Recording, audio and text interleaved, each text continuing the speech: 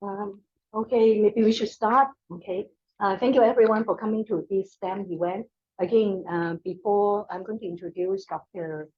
Carter, and then I would like to acknowledge gratefully and then have all you guys coming, and then our library IT John here to do all the video recording, and my support from our department, our library dean, and all my colleagues, my supervisor, and our AD that type here. And thanks again. And okay, Dr. Supporter Porter is an associate professor. No, assistant. Oh, and that's yeah. Okay, very soon. Yeah, not there yet. Yeah. Sorry about that. Yeah. Assistant professor of the Department of Computer Science at Stony Brook University. He works in quantum algorithm, complexity theory, and cryptography. Dr. Porter earned his PhD in computer science from the Center for Quantum Technologies, National University of Singapore. He holds master in computer science from, I can't really pronounce the French, so I just ENSE Cachenry. Yeah, yeah. In France. Yeah. Cachen, okay. Yeah. And Chanel Mathematical Institute, I believe it's in India. In India, right? That's right, yes. Prior to joining Stony Brook, Dr. Porter was a postdoc at University of Ottawa and at UC Austin. Okay, thank you for. Okay, yeah, so I'll start. Welcome everyone. Yeah, thanks for coming. So this is going to be anyway like brief introduction to quantum. So I tried to make it like as general as possible, and I'll tell you like what I and my team are working. Okay, so basically we are seeing this buzzword right everywhere, like I mean the quantum computing, you know, like quantum advantage. What are these? So let's try to understand what are these. Okay, so essentially it starts with any object which is quantum, right? So when we think of like any object like which is quantum, maybe you can think of like electron which is quantum, right? But the phenomenon that we want to use, the property that we want to use, it not necessarily has to be a quantum. Like it could be, you know, like maybe a semiconductor, you know, or, you know, like, or it could be like a photon. It could be, you know, like a some kind of pulse. Okay. So basically we are trying to capture some property. We don't really care about how it is implemented. Okay. At least from the theory perspective. So, so let's say like why we want to talk about this, right? Because we have like supercomputers these days, and supercomputers are really powerful. So why bother doing this new type of new type of computing, right? So it came from this thing that the chart that here you are seeing is that this is actually a famous chart. It depicts Moore's law. Okay, it says that the amount of in nutshell, it says that the amount of computing power doubles every couple of years. Okay, so the kind of computer that we have right now, the computing power is going to double in just a few years. Okay, so just to give you one example, if you look at your phone that you are holding in your pocket, that is actually, believe it or not, that's actually faster than the supercomputers of 2010 even. Okay, so they were paying like billions to, you know, like have not billions, millions to buy supercomputers, and your phone is actually faster than that. Okay, so but then it has a problem. So right now you can go either way, right? You can either build larger computer, or you can put like more transistor into the semiconductor, and it's going to hit a limit, right? Because how many transistor you are going to put? And today the transistors are so small, the chips are so small, and it has so many transistors that, you know, it's kind of hitting the atomic level. And we are already starting to see quantum effect. So what microprocessor designers do, they usually try to, you know, try to mitigate those effects. They say like, okay, no, that is kind of, they look at as error, and they say like, you know, that's kind of affecting our computation. So let's try to do something to, you know, not use it. But the question is, what if you try to use that, right? What if you try to use the quantum effect that you are getting just by going so small scale? And that was actually the idea of famous physicist Richard Feynman. And so he was one of the many people who kind of envisioned quantum computer. Okay, so there were like three main points there. So one of the point was, if you want to simulate a quantum system, let's say you want to do some chemistry experiment, okay, or you want to you want to see if you want to, I don't know, you have some drug or something, okay, and then you want to see what's the effect of the drug. You have some small chemical reaction, you want to see how the chemicals are going to combine, okay. So all these things, if you want to simulate, what people do is that they use supercomputer. But supercomputer, being a classical computer based on Newtonian mechanics, it actually very quickly run into exponentiation. So the problem with these computers is that you cannot, simulate larger system. All you can do is that very tiny, small calculations.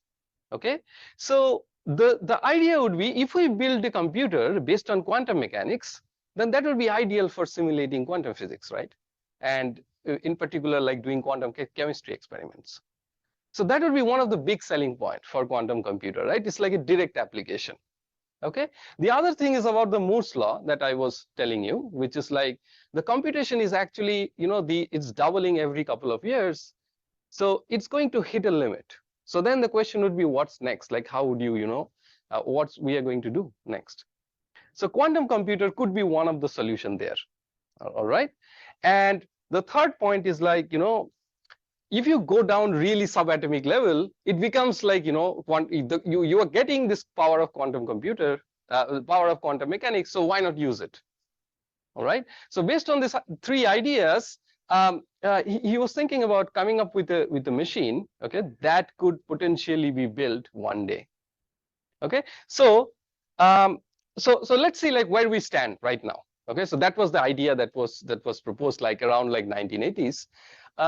So this is the news article actually that I copied from like from the internet, and you see this is the article from like a couple of months back. Okay, so IBM is actually claiming that they have a machine with actually around 453 qubits. Okay, and what are qubits? So think of it this way: like if you use a normal machine, okay, it's based on small registers, right? Each register contains either 0 or 1.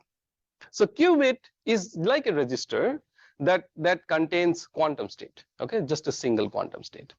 So what IBM can do right now, they can build a quantum computer which is based on this 400 qubits. Okay, so the question is, what are we going to do with this kind of computer? All right, so let us see like what else we can do quantum computation for. So if you search the news, you will see that people are also trying to do ground to satellite based quantum teleportation. So quantum not only gives you the hope is not only to build a quantum computer, but also to try to take advantage of this quantum communication to do something that normally we cannot do with normal network. Okay, so the question is like, I mean, what kind of things we can do? So people are trying to build this thing. So let us see. Okay, so I'm going to tell you this. But then there are some downsides as well, okay, of having a quantum computer. So there is this news article which is saying that what hackers are doing is they are taking all the encrypted data that they can find and storing it in hard drive in the hope that when we have a full-fledged quantum computer, they are actually going to break and see what's inside. Okay, and this is actually coming from one of the famous phenomenon, one of the famous thing that happened in quantum computing, which is Peter Shor in 1994. He discovered an algorithm for factoring two numbers. Now you might ask, why do we care about factoring two numbers? That it turns out that the modern internet, so let's say you are doing some shopping in Amazon, right? You're sending your credit card information. The way it works is that you use some encryption scheme, and most of the time the encryption scheme is based on some variant of RSA. Okay, so RSA is like one algorithm, and it turns out that you can break RSA if you can factor large number. And quantum computer is actually, so Peter Shor actually found an algorithm which if you implement in a actually full-fledged quantum computer, then you can factor two numbers. In other words, you can break this kind of encryption scheme that we are using today. Now, why are hackers storing all the data? Is because even though all this data we cannot decrypt today, you can actually store it and keep it with you, and maybe in 2050 when we have full-fledged quantum computer, you can run shorts and break this data and see what's inside. Okay, so now people are trying to move on and then move on from like RSA and then trying to come up with new crypto system that are like quantum resilient. Okay, but these are the things that is happening.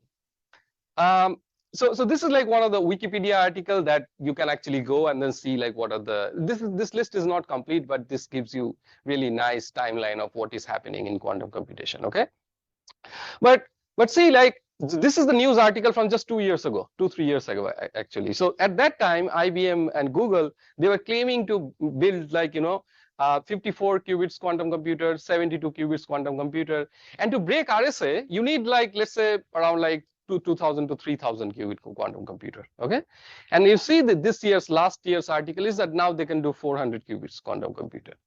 Okay, so the point is that we are kind of reaching there to have a full-fledged quantum computer. So of course one application is U-factor numbers, but then the question is what else? What else are these computers going to be used for? Okay, so let us see, like to understand like what these computers are going to be used for, we first need to understand what is really going on. What are these computers, right? What is quantum, like when we say? So so this is a nice analogy actually. You can think of normal computer as being this kind of switch. Okay, why do I say switch? It's because a switch, if you turn it off, the lights goes off, right? You turn it on, the lights goes on. And if you look inside normal computer like supercomputer or your phone or the laptop or tablet, like whatever you're using, all the data inside it are actually flown in this binary format. It's either 0 or 1. But in quantum mechanics, you can actually implement this kind of vector. So the data doesn't have to be only 0 and 1. It could be somewhere in between. So you could think of it as a vector in actually a complex Euclidean space. Okay, so it's like, think of it as a vector which can rotate in any direction. So that's the difference in a sense, like it gives you more degree of freedom. You can think of quantum that way. But then you might ask, okay, what's the use, right? Like, okay, maybe 1 qubit is like, instead of being on and off, it could be this vector. What can we really do with it? So I'm not going to get too technical, okay, but I'll just show you like 1 or 2 slides of like what is really going on. So if you look at like 1 qubit system, that vector over there, okay, you can actually mathematically describe it this way. You can say that it has so 1 qubit system. Okay, I don't think. Okay, it doesn't work there. Okay, so 1 qubit system, you can actually see it this way. It's right. Do you see my mouse pointer? You don't, right? Okay. Maybe I'll try to go here. Okay, so you can think of it as that it is in the state 0, okay, with amplitude alpha 0, and it is in state 1 with amplitude alpha 1. Okay, what are these amplitudes? Think of it as like a probability. Okay, the only thing is that these probabilities could be a complex number. Okay, so this has this constraint that alpha 0 square plus alpha 1 square, they need to add up to 1. So if you go back to this picture over here, this vector, right, it is, see, it is in the middle, right? So it is 0 with certain probability, it is 1 with certain probability. So if the vector were to be over there, like this, then this is 0 with probability 1. If the vector is here, it is 1 with probability 1. But if it is somewhere in between, it could be 0 with certain probability, 1 with certain probability. Now the only thing is that it's a complex number, it's not a real number. Okay, so that's why we are doing alpha 0 square plus alpha 1 square. We want that to be 1. If it were like normal probability, we would have want alpha 0 plus alpha 1 to be 1. Okay, now let's say 2 qubit system. If you have like 2 register, then 2 register, you can simultaneously have 0 0 0 1 1 0 1 1. Okay, with different amplitudes. Again, with the constraint that all of the amplitude, if you take the square and then sum them, they need to add up to 1. And you can scale it up to n qubit system. basically the point is that, so if I give you n registers, okay, quantum registers, the point is it can simultaneously represent all possible state, all possible 2 to the n possible states, okay, with the superposition. So we call it a superposition state. The only thing is that each state will have a complex amplitude, okay. So think of it this way: since these numbers could be complex, in particular the numbers could be negative as well, okay. So it is like saying, you know, today it's going to rain with minus 30% chance. Now, in real life, doesn't make sense, right? I mean, what is minus 30% chance? But since in quantum mechanics, these numbers could be negative, it could be complex, it could be negative, it could actually be possible that, you know, a state is in zero, a qubit is actually in zero state with a negative probability.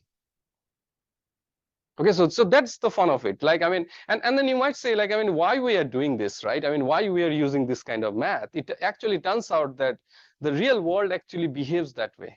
So we are not making up this math. We are just realizing that the world is actually following this math. Okay, so since the world is following this math, we ask, okay, what happens like if you start to derive equation, you know, from this math? Like, what kind of phenomenon do you get? Okay, so okay, this is the most technical slide of this thing. I promise, like, I won't go into like too much details. Okay, so basically the point here is that, you know, since your state could be in one of the few different possible states simultaneously with different amplitude, you can actually, you know, rotate it in the sense that you can change state, right? Like the way we do normal computation is like we have a system. In the next time frame, we go into a different state. Okay, since it's in a superposition, you can actually rotate and you can actually go into a different state. Okay, but then this has this one thing that, you know, it could be in a superposition, but when you actually measure, you actually see one of the possible state. So you might have seen like news articles where people are saying that, you know, quantum computer can actually simultaneously represent all possible number at once, and you can perform one operation where you are doing all this operation at once, right? Which is true, but the problem is you cannot extract the information. Even though it's in superposition of all those possible numbers, when you try to see it, okay, what state is inside, you will only see one state. So just to going back to this vector example, right, it was either 0 or 1. So the state could be, you know, in a superposition of like 0 with certain probability, 1 with certain probability. But if you try to see it, you will see 0 with alpha 0 square. You will see 1 with alpha 1 square. So you'll only see classical data. Now, as an algorithm designer, your goal is to, you know, don't look at the system and kind of, you know, make this probabilities change in a way such that the probabilities around the right answer concentrates and probabilities around the wrong answers goes down. Okay, so I'll just give you one example of okay, so before I go there, so this slide, you know, so if you start doing maths using this mathematics, okay, you will develop all the, you know, phenomenon of quantum computing that we know. I mean that we usually talk about. You know, you can do no cloning theorem. You know, you can do quantum teleportation. You can do quantum entanglement. All these are manifestation of this math actually. Okay, so you might have heard, you know, that in quantum computing you can teleport. You know, like you can teleport a quantum data from here to Mars or something. So that is true, right? But it is not surprising if you start to do the math. So I'll just give you one example, okay? Like why this computation that we are talking about, it's not that crazy, okay? It's just that the math is slightly different. So let us look at probabilistic computation. So you must have heard of randomized computation, right? Like, you know, like we sometimes do, like sometimes, so there is like, one famous saying that I heard, like one of the professor in our field, he never spends too much time at the airport. He barely goes an hour ago before the flight leaves. Okay, so then somebody asked, like, why do you do that? So then he said, you know, if you have never missed a flight, then you are spending too much time at the airport. Okay, this means that you are playing deterministic. You don't want to make any mistake. You don't want to never miss your flight. That means you are spending a lot of time. But on the other hand, if you want to have a slight chance of error, in the sense that you have the slight chance of missing the flight, then you can actually optimize on the time. Okay, so the randomized algorithm actually works that way. So you have a little bit of randomness. So you say that, okay, I'm ready to tolerate a little bit of error. So the computation could be wrong sometime, but the positive side is that you actually save on time. So that is actually randomized computation. But one way to look at randomized computation is to look at this way. You take a machine, connect it to a casino dial. So that generates the random number, feed it to the machine, and it does the computation. Okay, so the thing is, you can actually do computation with it. Okay, you can actually do computation with randomization. So let me tell you how. Okay, so let's say if I have a coin. Okay, so I actually have a coin in my pocket. So if you have a coin, the coin could be head or tail, right? Let's say the coin is like not unbiased, but actually biased. So let's say the coin is like, the probability of seeing 1/3 is head, probability of seeing tail is 2/3. Okay, so if I toss it, let's say with probability 2/3, you see tail. Okay, so now what I can do is that I can throw the coin in the air, I can catch it, okay, without actually looking at it. And then now if I look, if I ask you, okay, whether it's head or tail, what is the chance that it's head? What are you going to say? You're going to say it's 0.33% chance that it's going to be head, right? It's 0.66% chance that it is going to be tail, right? But you can actually flip it without looking. Now, what are the chances of seeing your head and tail? It has flipped, right? Now your chances of seeing head is 0.6.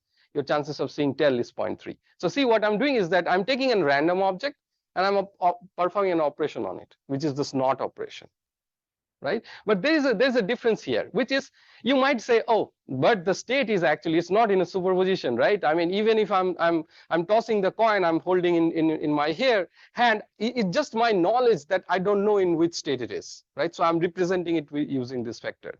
But the coin is, of course, like in one of the possible state. So this is true for probabilistic machine. Okay, for quantum, this is, however, not true. For quantum, it's actually in superposition. So we have a couple of experiments like which proves that, you know, a quantum system actually goes into superposition, right? It's actually in, like, you know, two different states simultaneously. So it is so I'll skip this slide. So this is actually, you know, the same kind of math with probabilistic machine. The difference is that here we are using norm 1, there we use norm 2. That's the only difference. Okay, and the complex number, in normal probability we use real number. Okay, so now the fun slides. Okay, like you might ask, okay, why then quantum computer if it is like so simple? Like, why do you use it? What's the crux here?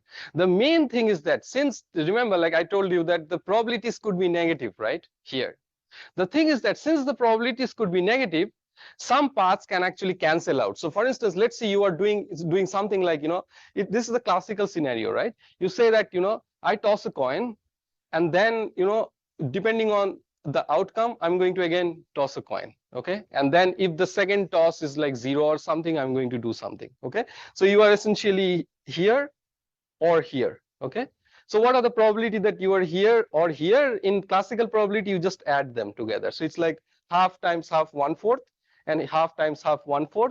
So them add together, it's half, right? But in quantum, since the probabilities could be negative, your chances of coming here is minus half. Your chances of coming, so this would be one would be plus. Okay, so there's a typo here. So your chance of coming here, let's say half. Your chance of going there is minus half. So they can actually cancel each other. So then the probability that you see 0 would be 0.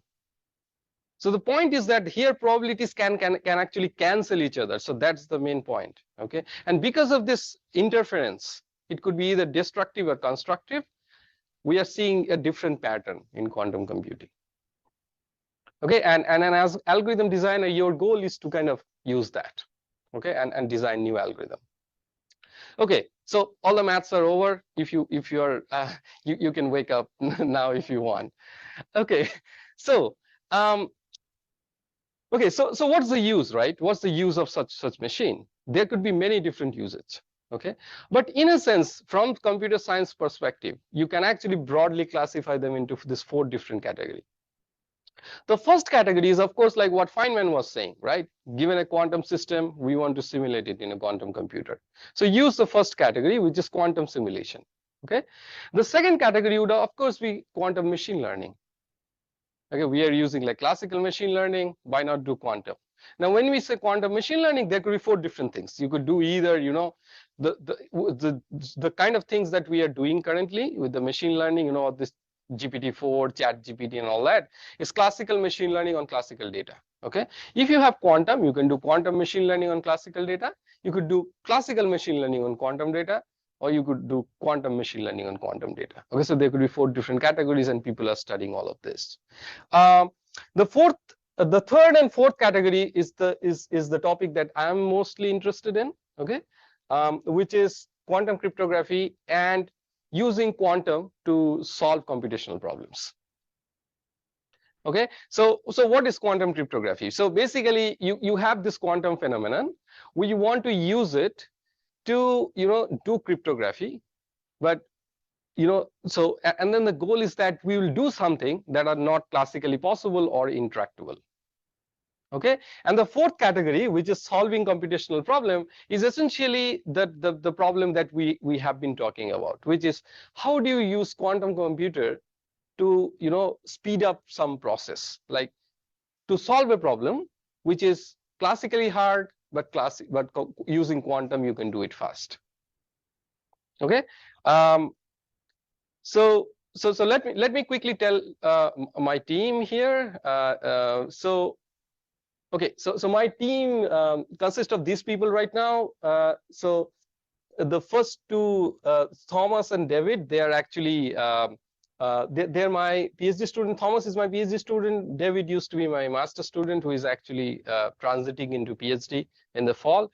Both of them are actually looking to quantum speed up. Okay, Thomas is mainly looking at the kind of stuff that I'm going to talk mostly. David is actually looking at quantum algorithm, but this is out of scope of this talk, so I'm not going to talk about it. Shreya is actually a master student, and she's she, along with Tyler, Ryan, and Sadashiva. So Sadashiva, Tyler, and Ryan, they are actually undergrad students. They are more into programming side. Okay, so they're doing some project which involves programming. And I also have an upcoming student, Shabnam, in the coming fall, and she's mostly into like quantum cryptography. Okay, so this is my team, but the question is like, what do we look at? Okay, so first question that is very close to my heart, which is looking at quantum advantage. Okay, like for exactly what kind of problem quantum gives you advantage. Okay, now if you look at quantum, first if we ask this question, like for what kind of problem quantum is faster than normal supercomputers, we need to see what's the landscape classically. Okay, what's the landscape if you take out the quantum? Okay, so then the interesting landscape is actually, you have P, you have NP, you have P space, all that. Okay, what is P? So P is essentially, think of like all the problems, the class of all the problems that we can solve efficiently. Okay, and NP is the problems, the class of all the problems that we can check efficiently. Okay, I'm going to tell you more details about NP. Okay, and BQP is, think of like the class of problems that quantum computer can solve. So we don't exactly know where it sits, so it is this dotted line over there. So maybe it is solving some of the NP problems. The hope is that you don't solve all of the NP problems, okay, but at least some of the problems it can solve. So basically the whole point is to figure out where this dotted line is. Okay, what is this exactly where quantum computation sits. Okay, so okay, I'll stop for a second. Like any questions so far?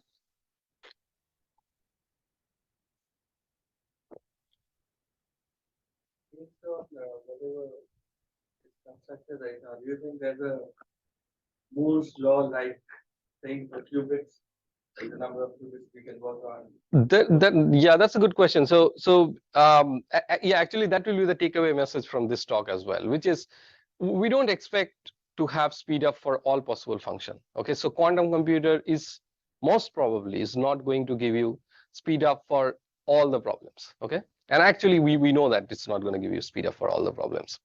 And in fact, not for all the practical important problems as well.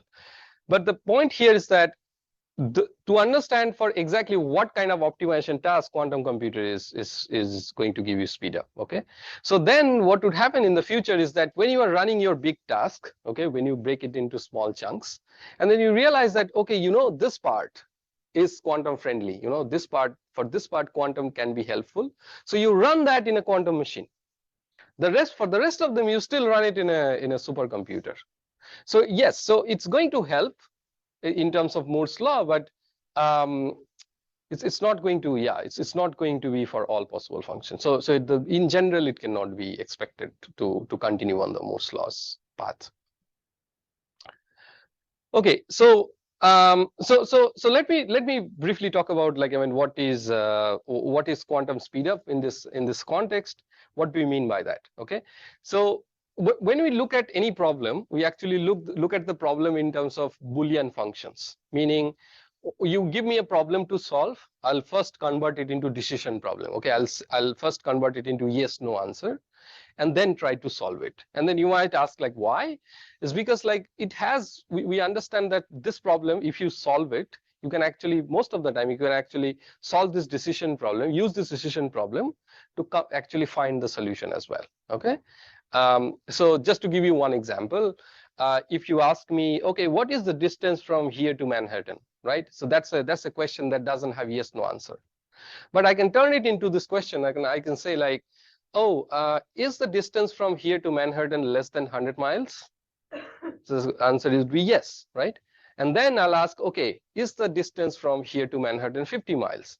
You will say no, right? So then I can, just by doing this binary search, I can pinpoint, like, what the distance is. So if the decision problem you can solve pretty easily, you can actually, in the same complexity, you can solve the search problem as well. Okay, so we are going to focus on this kind of thing, and moreover, we'll actually look at this problem in query complexity setting, which is, we ask, like, you know, how many locations of the input do you need to read in order to solve the problem? And most of the quantum algorithms are actually manifested in this model, so we actually look at here.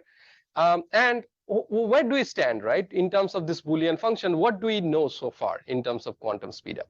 So it turns out that, you know, if you give me function where you care about all possible instances, then quantum computer would not help you, at least in this query model. Okay, would not help you figure out to give you faster algorithm. So what do I mean by all possible inputs? It means you come up with a task. Okay, so you imagine, like, your task is something like that. Okay, where you have all possible input and you have all possible outputs, and you want that you don't want to delete any of the input at all. Okay, you want to be fine, you want to be perfectly working program, you want a perfectly working program for all possible input. Then quantum computer cannot give you super polynomial advantage, that we know. But if you want to, you know, like, sacrifice on some of the inputs, meaning, you know, you say that, you know, I'll delete some of the cases, like, I don't care about, you know, some of the cases. And which is true in many applications, right? We don't want, like, all possible inputs. We want, like, only few possible inputs to where the program needs to be correct. Then we know that you can have speed up.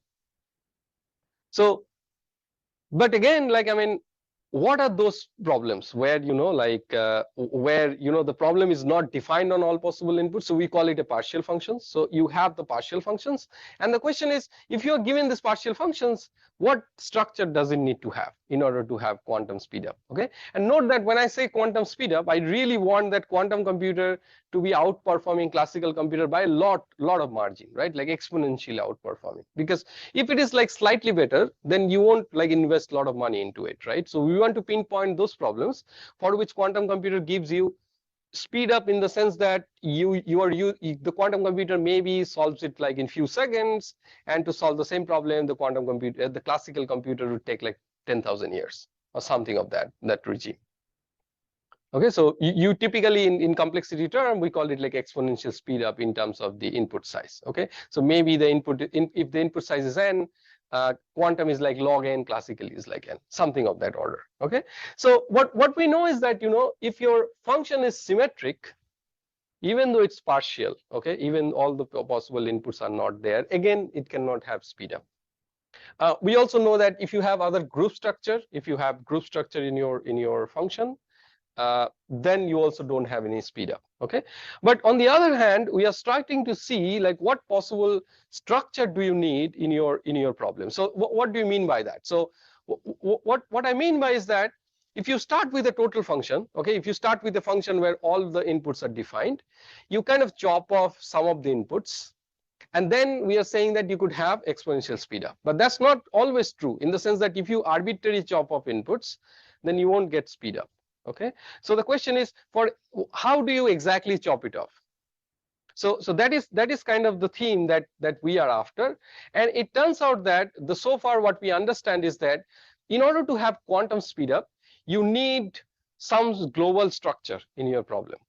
Okay, so what do I mean by global structure? So it means that, so if I don't give you any structure at all, I tell you that, you need to, so let's say we are in the library, right? We have this database, like huge database of the file, and you store all the file without any structure.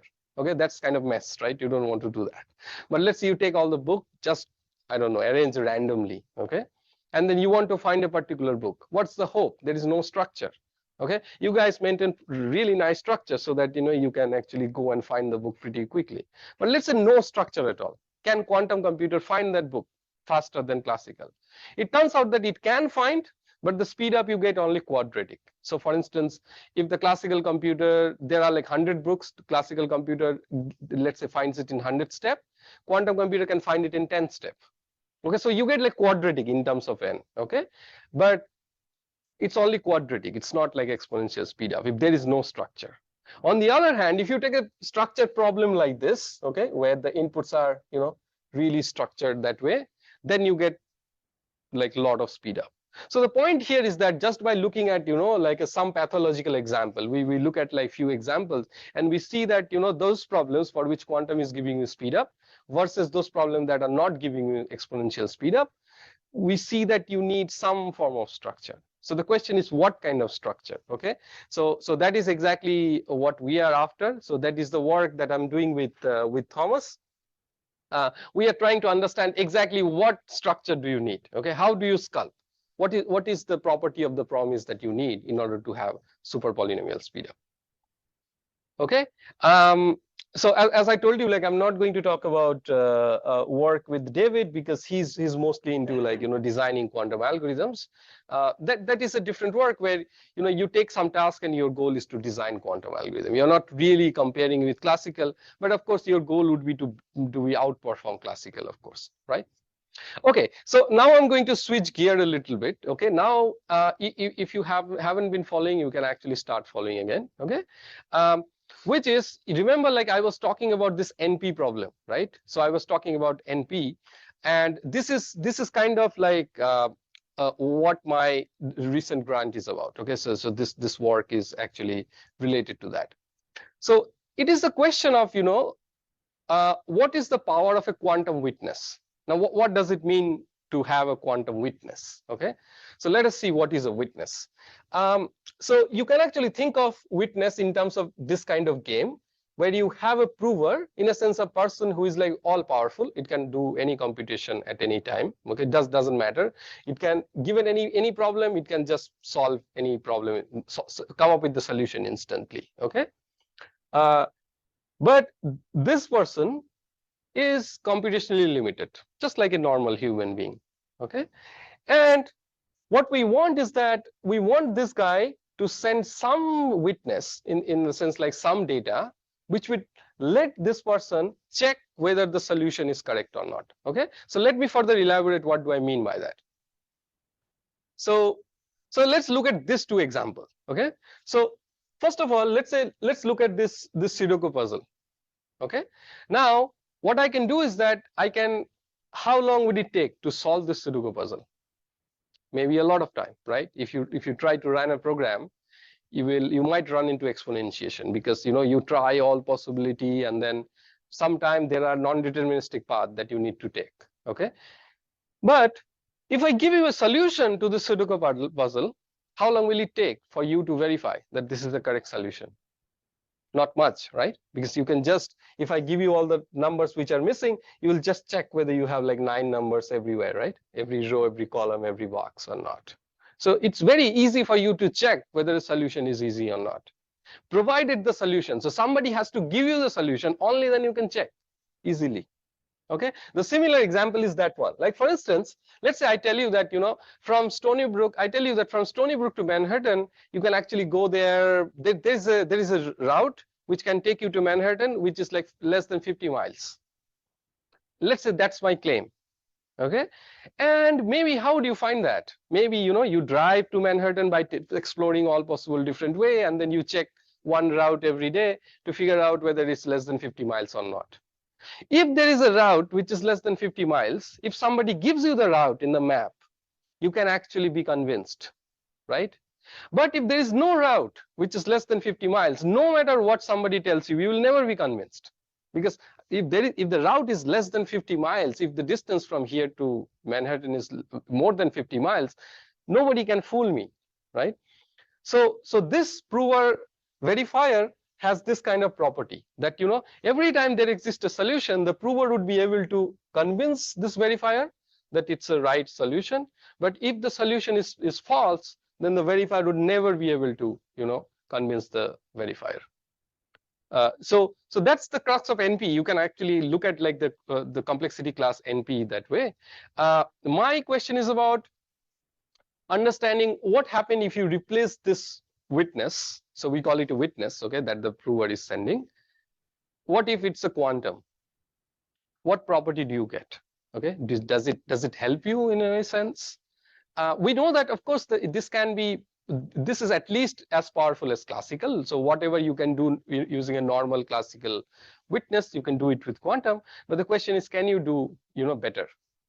So that's exactly, if you go into this quantum regime, your classes, instead of becoming NP, it becomes like QMA. Okay, and then you can ask all sort of different questions like, okay, what's its power? What do we want to do? And my recent proposal is about actually this thing. Like, we want to understand what are its power. Okay, we want to know whether it is unclonable. We want to know whether it's better than classical. Can it speed up normal computation? If it has been proven that you cannot, the quantum doesn't help. Okay, so it's basically exploring this with this kind of witness. Okay, so when we say witness, it's not really the witness of like a crime or something. It's the word witness is used is because it's really like a certificate. Okay, so we call it a certificate or witness. It's like some data that lets you verify some computation, some fact. So that's why we call it witness. Okay. So okay, so I have like yeah. So I have like another 10 minutes, right? So I think I'll go into especially this copyability factor. I have like 2-3 more slides, but I'll take a brief pause, like if you have any question.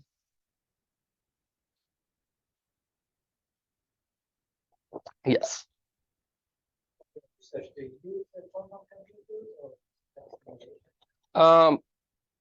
So what I do is that I don't use quantum computation. So all my work are actually theory. So what I do is like I prove theorems about quantum computers. I take all the maths and then try to prove whether there is speed up or not, or come up with algorithms. So for instance, I never do any simulation or never use quantum computation, at least for now.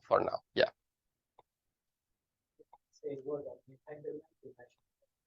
Right. Yeah. So it is like, you can think of like entanglement is a phenomenon where 2 qubits, which are like really far away, they can be connected in a nicer way, in the sense that, so that's why we use the word entanglement. Okay, so to think of it this way, that you have two qubits which are connected in a way that if you measure this in a particular basis, and you can choose like whatever basis you want. So let's say you choose the 0, 1 basis. Okay, like you want to see whether it's 0 or 1, and if you see 0, the other part you will also see 0. If you see 1, the other part you will also see 1.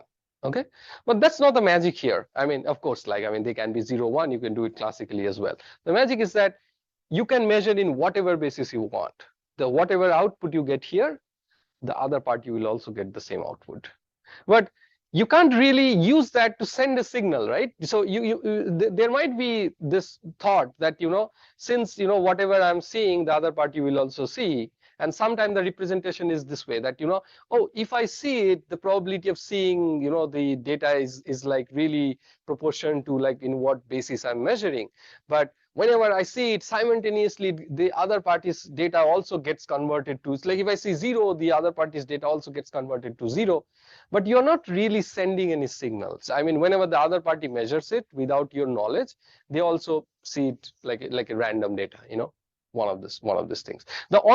The property that that is giving this thing is giving us is that you are, whenever they measure, it would be correlated. So this correlation is the property. Okay. Quantum computing is very hard, and every time I think I get it, I kind of restart again. Right. Yeah. I mean, this is yeah. Some companies worried about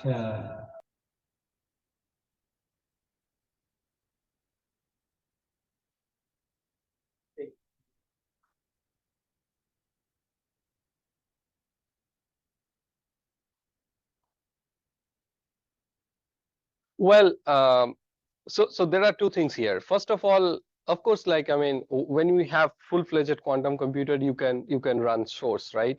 And you can break all the not all, most of the cryptography that we have been using now. So you cannot really stop that, because of course, like if the hacker has copied it, I mean, there's no way you can stop that. But the way people are reacting is like, before we get a quantum computer, when we can no longer use RSA, the hope is to design a protocol that is quantum resilient, like which is harder for a quantum computer to break. Okay, so that's why NIST here has come up with a contest where they're asking people to come up with submissions of the protocol where the protocols are resilient, or at least believed to be harder for quantum computer to break. Okay, so that's like one thing that we want to do. The another aspect is actually using quantum to come up with crypto system that you cannot do classically. Okay, and one of the things is actually quantum key distribution. You have probably heard of this term BB84. It is, and that is one of the fascinating thing that about quantum is that unknown quantum data cannot be cloned. Okay, so if you don't know the data, you cannot clone it perfectly. And this is not true for classical, by the way, right? Like, for instance, if I send you a message, like normal message, nobody can stop you to copy it. And when you copy it, the other player would not even know that you have copied it. But quantumly, if you try to copy an unknown message, you will inevitably destroy it a little bit. So you can it actually gets detected. So based on this idea, actually there is a crypto system called BB84 crypto system, which was actually discovered in BB84. So it was 84, okay, by two scientists named Gil Brassard and Charlie Bennett. And what they came up with this crypto scheme where if you don't detect any malicious player in between, then there is this guarantee that nobody has tampered with it. Okay, so quantum is actually not only creating problem for current crypto system, is giving you option to solve it. But of course, like practical implementation is another issue, because the security relies on that you send one photon. But what we are realizing is that you try to send these days, and then instead of sending, the apparatus sending one photon is sending 50 photons. So that's totally breaking the scheme. Okay, so you don't want to do that. So practically implementing is another issue. Okay, so we are trying to get there. But this is actually a nice point to talk about this. Like, I mean, I want to talk about unclonability, which is actually, this quantum money that I wanted to talk about. So actually, this even before BB84, Wisner actually came up with the concept of quantum money. And what he said is like, if you use quantum data as a money, then nobody can clone it. So, because classical money, it can be counterfeited, right? Like, sure, maybe you don't have the technology at your home, but maybe somebody sophisticated might have the technology, right? So there is nothing stopping them from copying a currency bill. But if you have an unknown quantum data, we know that unknown quantum data cannot be copied perfectly, because it will get detected. So his idea was that why not make a quantum money? Okay. Of course, I mean, you need to, these days, quantum data is very hard to keep, right? You need all those sophisticated machines to keep it like coherent for like so small scale time. But here we are talking about quantum money and keeping it in your pocket, right? So it's like really like a future application. But at least from the theory side, you can make a quantum money that cannot be copied. So that was his original idea. And now we are wondering, you know, what else can you do in the unclonability setting, right? You use this property of quantum unclonability, and then the point would be, what can you do? And one of the applications could be quantum software, which I'm interested in actually, which is, you know, if I give you, I don't know, a movie or something in a CD, you can essentially copy it. But if you use a quantum CD, we know that, you know, if you don't know the actual data, you won't be able to perfectly copy it without getting detected. So then the question is, can you do softwares using quantum? And that's the whole area of, you know, unclonable softwares. I'm interested in that. And but here in particular for this project, I'm interested in knowing, you know, can you, given such witness, can you make it unclonable? And it turns out that we can. So we can actually make for the whole NP, we can actually make it unclonable. Like in the sense, like you can design a proof system which, given any NP witness, you can actually make it unclonable. Okay, so I'll stop here. Okay, and I would like to stop with this slide over here, which says that, you know, like we have quantum computer that we have been using, like we are trying to design, right? But look at this picture. This is a picture of ENIAC. Okay, so here it shows that few scientists or technicians, they were actually working on this machine, and the machines used to be gigantic, right? And it used to take like a whole room, like a huge room, to store one computer. But at the end, what did these machines do? Like maybe multiply two numbers. But then once we had transistor, the whole thing changes. Okay, now we have machine in our pocket, right? And which is drastically, you know, like a powerful than this kind of machine. And if you look at quantum computer, we are actually at this stage right now. Right now, the quantum computers are actually, you know, kept in like, you know, like a really giant room, and then the quantum computer is actually very tiny. You have like 400 qubits, and, you know, really bragging about it, right? So we are kind of at the same stage. So once we discover quantum transistor, or we just one technology away, when we do this, our quantum computer will also be smaller. But we don't expect it to, you know, be in our pocket. But at least, I mean, we expect it to be at least a larger scalable system. Okay, so with that, I'll stop.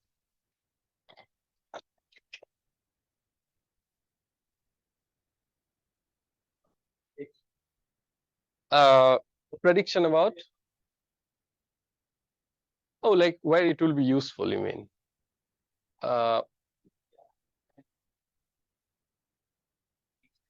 Right. Yeah, my prediction is that it won't be applicable in the sense like it won't transform the whole, you know, like landscape of computation. Like it's not going to replace classical machine like supercomputers. We'd still be using supercomputers. The point here is that we will eventually figure out for exactly what kind of problems quantum will give you speed up. Okay, right now we are seeing patterns, but we exactly don't understand.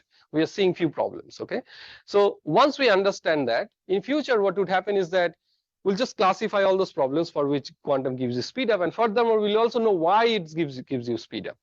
Okay, or why it doesn't give you speed up. And once you know that, future compiler will have that in the system. Like every time you try to run a big program and the compiler breaks up into small chunks, then, you know, like you just figure out like which component is like quantum friendly, you run it in a quantum server. So I see the future as a hybrid machine, you know, not like a fully quantum machine, not like a fully classical machine, but it would be a hybrid machine. So yeah, I think that's my prediction. When? Oh, when? Okay. Okay, so the point here is that we actually have quantum computer even today, right? We have, like IBM has already made this machine which is like 450 qubits. Now the question is, can you really use it?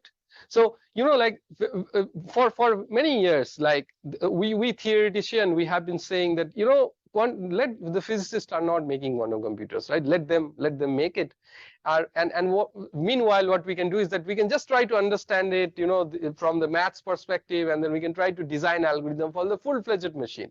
When you design full-fledged machine, we are going to run it. Okay. Now the physicists are catching up. They are actually building this quantum machine, which is like 400, 500 qubits, and now they're looking at us and they're saying, okay, give us problems that we can run in these machines. For what problems even these machines can give you advantage? And the problem is we don't know that. Okay, so right now there is a whole field called NISQ era computation, okay, which is noisy intermediate scale quantum computation, which is, we know that, okay, we can build these machines which are like like small scale machine.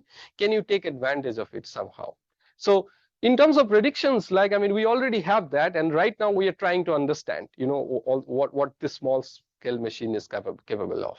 In fact, we are even not there. So the first thing we are trying to show is that these machines are actually better than classical. So there is this whole proof of quantumness concept where let's say you are a company, right? And then you are building a quantum computer, and then you are claiming it to be quantum computer. How would I trust that it is actually a quantum computer and not a supercomputer that you are running, right? For instance, like the IBM machine, like the typical access that you get to the machine without paying is like 15 or 16 qubit machine, right? But 16 qubits you can do it with a supercomputer. So how do you know that they're actually running a quantum machine? So right now we are trying to come up with different tests as a community, which if you run, the quantum machine would be able to run efficiently, but then it will come with the mathematical guarantee that a classical machine would not be able to perform within like 10,000 years or something. So that's the first hope. Once we get that, we will prove that these systems are better than classical machine. And then the next step would be to figure out exactly what kind of practical problems we can solve. So yes, a lot of unknowns, but yeah, exciting times. I mean, it's like the early age of classical computation. It's exactly like this picture. Like, I mean, at that time, we knew how computation work. We actually knew it before that. Actually, we knew automata before all this thing. So we exactly knew the math that if the technology catch up, and if you could use your electronics to which can change state, if you could do that, then you can make a machine. We knew that from very early stage. With quantum, we have the same thing. We know the math, but we don't know exactly for what problems you can solve it. We know the actual functionality, but imagine even at that time, like there were like not many classical algorithms that were known, right? Like the classical algorithms have been discovered over the ages, and right now we have like you look at like algorithm book, there are like so many algorithms, but they have been discovered over like the span of 100 years. So we are at that stage. Like we give it some time, like another, I don't know, 20, 30 years, we'll have a huge, like a collection of quantum algorithms. And then we'll also have the machine. And by that time, our understanding would also be better about like what these machines are capable of and not capable of. And then we'll find the usefulness. But right now, yeah, it is kind of difficult to tell, like, I mean, what the use would be right now. So would it be compared to like a EV and also the gas vehicle? So quantum might be at some point in the future, and then it might be independent, but still coexist with the classical. That's right. That's right. Yeah. I mean, so EV, for instance, is going to totally disrupt, in my opinion, like all the gas-based like automobile, right? But with quantum computing, it's not going to be the case. With quantum computing, it's not going to replace the classical computer. Like we are not going to use like everybody. We're not like all of us are not going to use quantum computer on day-to-day basis, because it is too expensive. It's also too cumbersome in the sense that you can do all the classical computation using a quantum machine, but the threshold is very high. Like you don't want to do all those things in a quantum machine. Like we have really powerful supercomputers to do normal tasks. But like if you try to do anything interesting, we actually run into intractable problems. Actually, many of the things are actually intractable. Like for instance, you try to schedule, and some of the very normal looking problem becomes intractable. Like, just to give you one example, let's say we have this university, right? We want to schedule lecture in different lecture halls, and we want to be as optimum as possible, right? We want to, like the class size is small, we want to schedule it in this lecture hall versus the other one, right? And we want to make sure that when one class ends, the other class doesn't start with the overlapping time, but in some other time. So if you want to do it optimally, it turns out that it becomes NP complete. So you cannot hope to find a solution which is going to give you optimal. So what we do is, like these days, is approximate solution. Okay, so the hope is that quantum computer would not help you in solving this problem because it's NP complete, but at least some other optimization problem. So, and we actually call it NP intermediate problems. Okay, NP intermediate, the source factoring algorithm actually sits there. Another problem is graph isomorphism. Okay, so the hope is that at least for some of the problems in NP intermediate family, quantum computer would give us its advantage. Yeah. Thank you. Yeah. Any other questions? So then we. Oh. Yeah. Speaking of environmental protection, can humans be replaced by cats? Yeah, that's a very good question. Yeah, qubits can be replaced by cats as long as you don't look inside the box. You also need to give it a little bit of poison, which you are not allowed to do. Like all the organization, I mean, would come after you. Yeah. Yeah.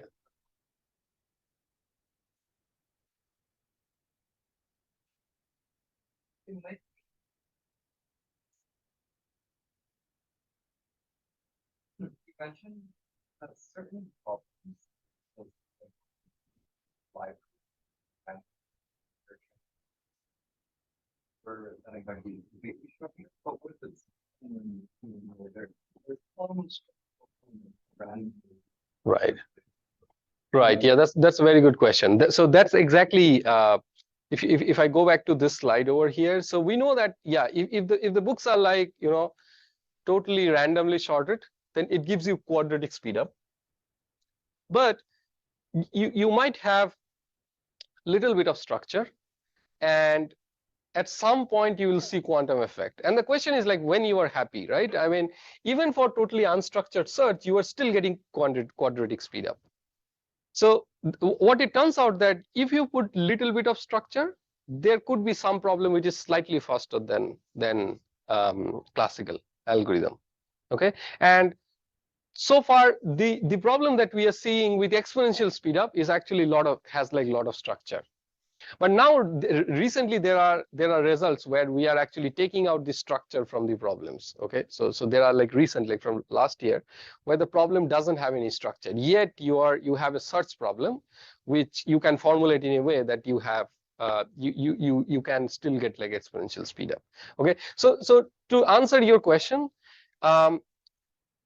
exactly like what type of structure do you need to put in your problem to get like certain advantage, it's not very clear right now. Okay, all we know is that if you don't have any structure, then you have this. We know that under certain structure quantum can give you speed up, but there is no general procedure which when you come up with a problem and then like I just look at the structure and tell you how much quantum speed up you are going to get. So unfortunately there's no procedure as such right now, but the goal of complexity theory is to exactly do that, like come up with a procedure which will look at a function and tell you whether it's going to give you speed up or not. Sure.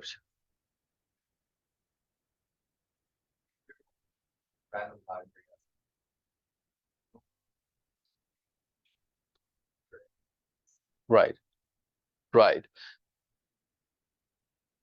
That's right. So basically the context would be slightly different. Like if you don't know what structure is there, the algorithm that you run is still like unstructured algorithm, right? But the thing is that if you tell me that there is structure, then I will design a quantum algorithm to harness that problem, right? But for instance, if you learn like let's say you run the Grover's algorithm, which is designed for unstructured search, right? You might give it structured data. That's completely legit thing to do, right? It will still do the algorithm that it was supposed to do. So it's not taking advantage of the structure that might be there. So if you don't know the structure, then yes, the chances that the problem would not, the algorithm would not find this actual structure and take advantage of it. Okay, but the point is, if you put some structure and let the algorithm designer know a priori, then he's gonna design an algorithm which will take advantage of that fact. Yeah. Yes. Wondering who's financing the research? Is it sort of quote pure science, or are there particular bodies within the governments which are interested in this? So right now, for instance, my research this research is getting funded by Department of Energy, but my position, for instance, is funded by National Science Foundation. But there are like many other agencies that also funds. Like for instance, what we do is like we look for fundings everywhere. There are some private players as well, but more generally, most of the funding is from NSF. But these days, many other agencies are also taking interest in quantum, and Department of Energy is one of them. Usually, Department of Defense, there are like many things are under that, like Air Force and Navy and many other organizations. They are also interested in quantum, but for them, it's more like application based. Like you need to find a problem which kind of benefits them in a way. They will help find the problem. Well, like you propose a problem that has they need to like it. And they will like it only when it kind of benefits them in a certain way, right? But NSF is like more general. So for any theoretical research, NSF is the way to go. But you can also get funding from, like, I don't know, Google, Amazon, because they are interested in quantum. They're building quantum, so they're interested in knowing, you know, like how, like in general, like investment into quantum community. So a lot of private players as well. Yeah. Actually, there are many things, right? Take any classical type of area. You can start doing quantum and start asking, you know, can I do quantum in it? So for instance, just to give you one example, people are doing, you know, like maybe finance, right? Like Wall Street, they're doing finance and they're very interested in like optimizing, you know, like, can you, I don't know, optimize money, right? If you come up with an idea to use quantum computer to have advantages in quantum finance, then even the Wall Street Bank would be interested. And there's actually, believe it or not, there are areas called quantum finance and people are looking into it. Machine learning is another thing which has like a lot of funding, where the goal is that exactly to take advantage of quantum, can you somehow speed up all the process that we have in machine learning? So yeah, in general, like, yeah, I mean, there are monies in various aspects, but it kind of like your research has to match their need. Only then they fund it. Yes, very much interested, but they're not earning enough money. They don't get it yet. So this is hypothesis. I think there's like 3-4 billion. Compared to China, that's big. So if in terms of like this potential fields around kind of pushing the boundaries, but it's still small.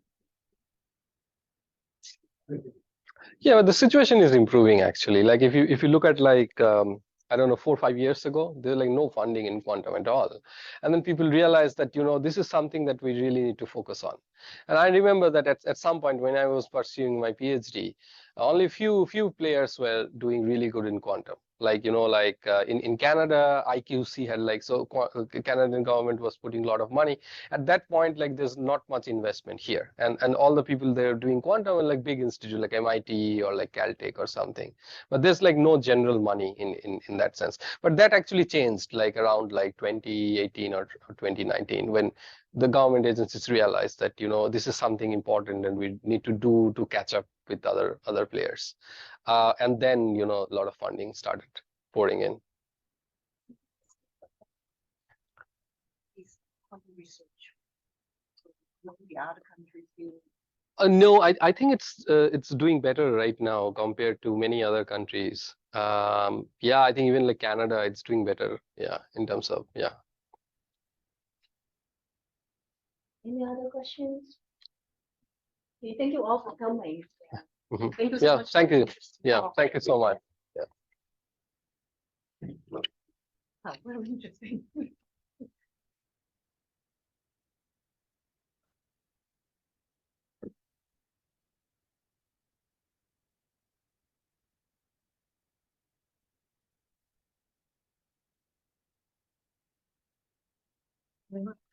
Thanks so much. Contact